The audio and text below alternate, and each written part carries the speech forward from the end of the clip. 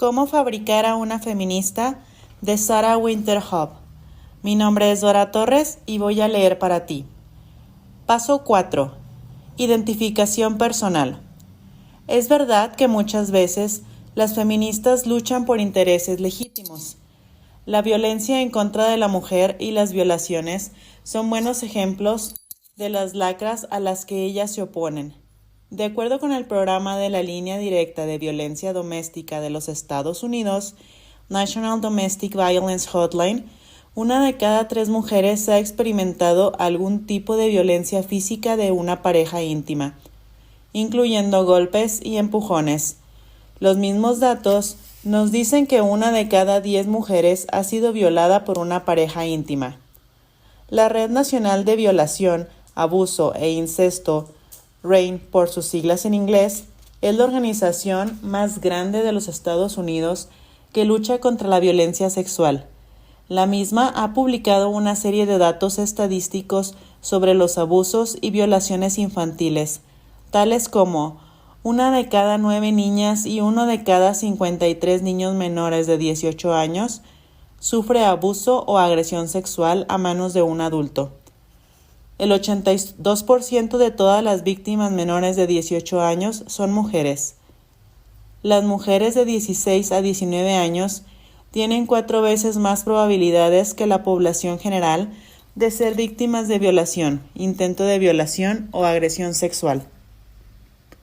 En el 84% de las denuncias de abuso sexual que el Servicio de Protección a los Niños, Child Protective Service, corrobora o encuentra evidencia de respaldo, se señala al perpetrador como un hombre. En el 9% de los casos son mujeres y el 3% son desconocidos. Analizando todos estos datos, tendremos la certeza de que tanto el problema de la violencia como el de las violaciones son reales y necesitan de una atención adecuada para ser debidamente combatidos. Sin embargo, que el movimiento feminista diga que lucha contra todo eso no pasa de ser más que una técnica que se aprovecha del dolor y el sufrimiento de un individuo para involucrarlo de manera personal en la lucha. A fin de cuentas, el militante que ha sufrido el dolor de su propia piel se entregará de cuerpo y alma al combate del mal. Eso es exactamente lo que el feminismo necesita y busca. Personas que han sufrido y ahora están llenas de odio, remordimiento y enojo. Personas dañadas, llenas de un sentimiento de venganza, cuyas heridas son tan grandes que muchas veces ya no sienten miedo por las consecuencias de sus actos.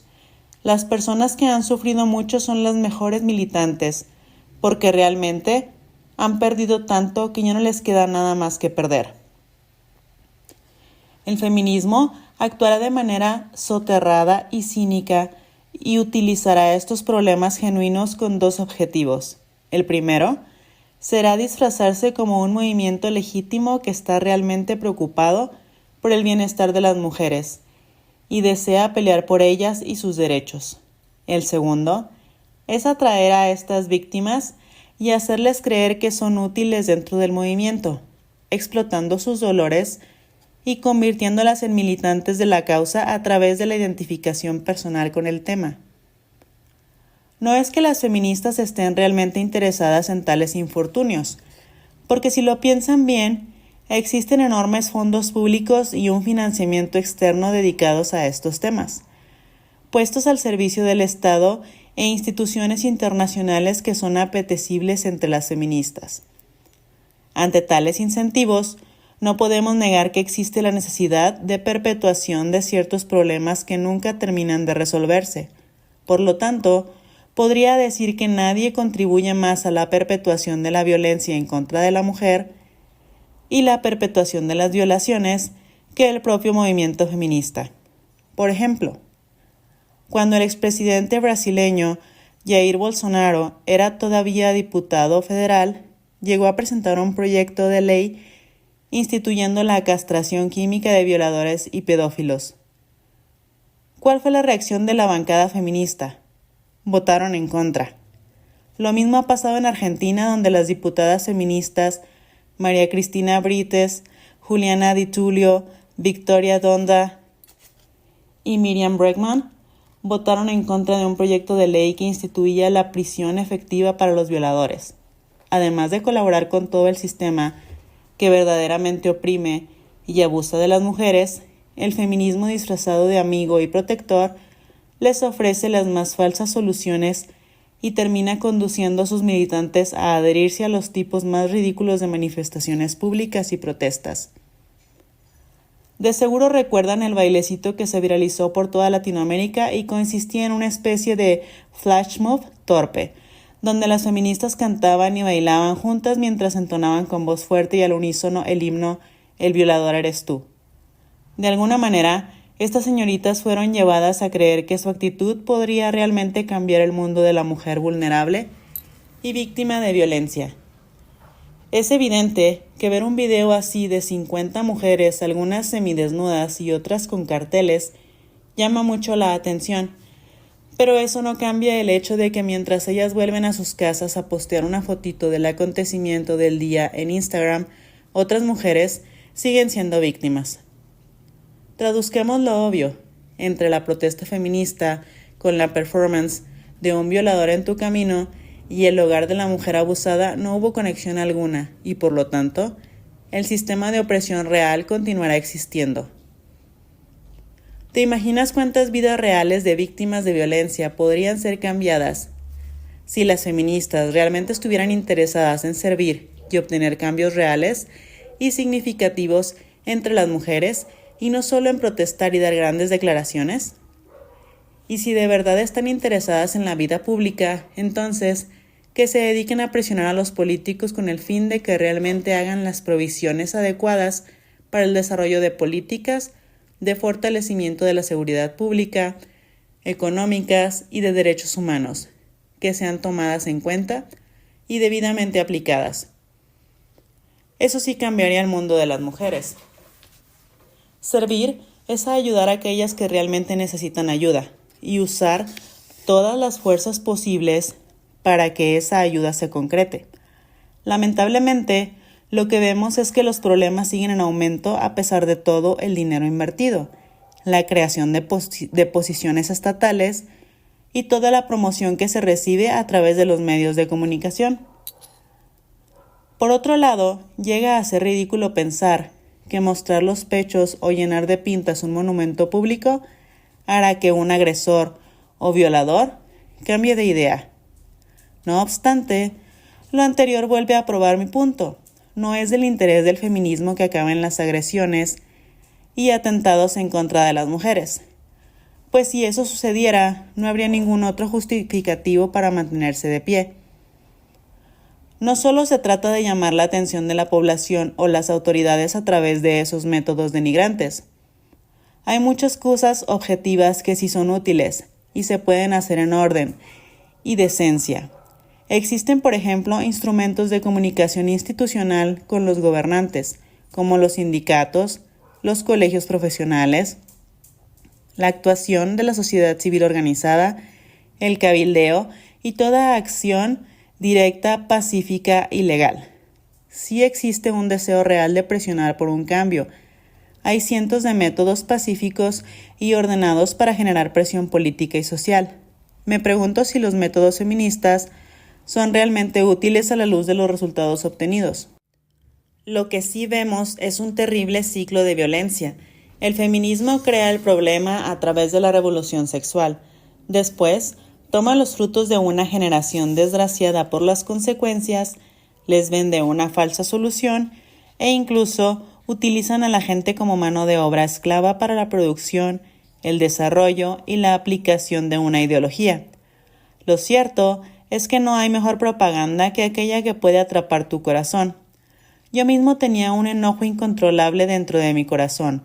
Podría describirlo como una mezcla de un odio potente por mi enemigo y un amor incondicional por otras víctimas o potenciales víctimas de los mismos delitos que originaron mi sufrimiento.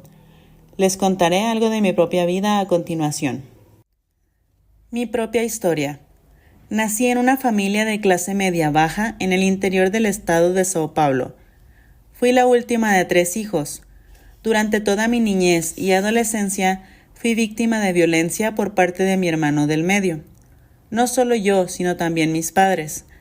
Era muy joven todavía cuando entró en el mundo de las drogas y el narcotráfico. Se convirtió en una persona totalmente sádica y violenta. Me acuerdo que llegaba a la casa muy trastornado por el efecto de las drogas y nos pegaba durísimo. Tenía solo 16 años y ya estaba harta de sentirme como rehén de esa violencia que enfrentaba en mi hogar. En cierta ocasión, decidí enfrentar corporalmente a mi hermano cuando intentó pegarle a mi padre.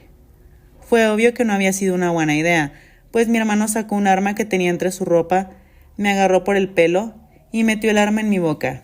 Me echó de la casa y me amenazó con matarme si volvía. Así empezó mi historia por el mundo. Mis padres le tenían mucho miedo a mi hermano y por eso me llevaron a vivir temporalmente con parientes, amigos y hasta vecinos. Poco tiempo después, luego de demasiadas humillaciones y malos tratos, decidí que era mejor vivir en la calle que bajo el techo de gente que no me quería. Fue en ese tiempo que una amiga que había conocido por internet me contó que había sucumbido al mundo de la prostitución. Su madre había muerto de cáncer de mama, y después de su partida, su papá constantemente la violaba. Decidimos juntarnos y cuidarnos mutuamente. Fuimos a vivir a Sao Paulo, la capital, la ciudad más grande de todo el continente americano, con más de 22 millones de personas, cuando cuentas todas las áreas metropolitanas. Yo le seguí los pasos a mi amiga y también me enredé en la prostitución. Siempre fui consciente de que lo que estaba haciendo estaba mal. Sin embargo, era eso o morir de hambre, porque en mi país es ilegal contratar menores de 18 años para realizar trabajos formales. Fueron innumerables las veces en que tuve asco de mí misma. Tengo un recuerdo particular de cuando me dejé utilizar por un hombre y después me sentí tan sucia que restregué mi piel con tanta fuerza que sin darme cuenta llegué a lastimarme. El día 10 de junio del 2010, cuando faltaban solo 8 días para alcanzar mi mayoría de edad, un cliente se puso muy agresivo. Gritaba, daba órdenes y me pedía incesantemente que consumiera cocaína, algo que rechacé todas las veces que me lo propuso. Ese hombre era muy fuerte, con apariencia de fisicoculturista, y terminó por agarrarme del cuello y golpearme muchísimo. Luego, tomó mi cuerpo a la fuerza y me convirtió en el objeto de su perversidad, monstruosidad y delito. Recuerdo muy bien que cuando terminó y se fue, yo sentía la sangre que descendía caliente por mis piernas. Solo pude mirar a lo alto e implorarle a Dios que tuviera misericordia de mí y me llevara al cielo.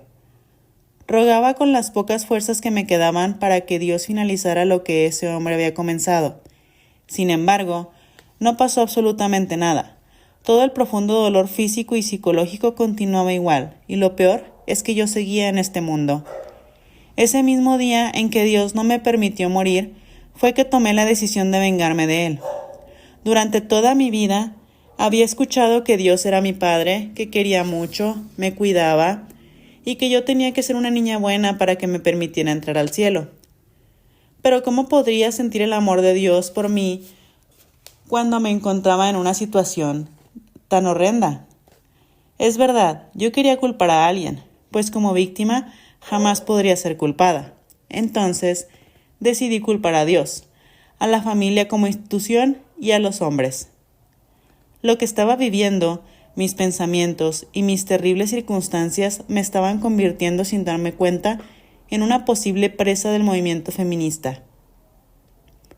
Estaba pasando por todo eso cuando un día, de repente, a través de los medios conocí el movimiento feminista mediante una protesta de Femen.